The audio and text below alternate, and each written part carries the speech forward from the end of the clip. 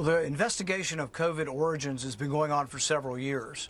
The Biden administration stymied us and wouldn't give us any of the documents. The Trump administration has been very cooperative, particularly Secretary Kennedy. They've turned over virtually everything. And what we now know beyond a reasonable doubt is that Anthony Fauci did indeed fund gain-of-function research. We have the evidence that the experiments were gaining in function.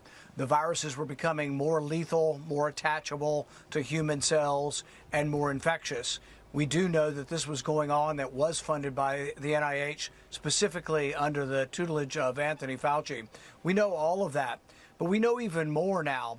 We know that the initial estimate by the scientists at the CIA was that this came from the lab. They agreed with our supposition.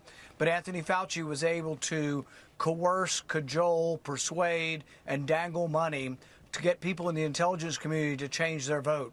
So a scientific commission within the CIA voted 6-1 to say it came from the lab. He somehow was able to get that change. We have evidence of that happening.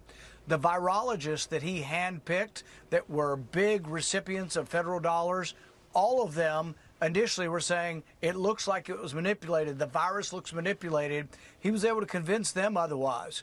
We now have evidence that in January of 2020, that he was already acknowledging that the virus did not come from the wet market, that the wet market was a spreader event, but wasn't an initial event because we had lineages of people way before the wet market that were getting sick. Everyone acknowledged that, but for years he's been telling us it came from animals at the wet market. This was all misdirection. This was a conspiracy. This was a cover-up, and he has not really gotten his just desserts on this, and we want to make sure that the American public and that history records that he was involved with funding this dangerous research that led to a pandemic that killed 15 million people. There need to be repercussions.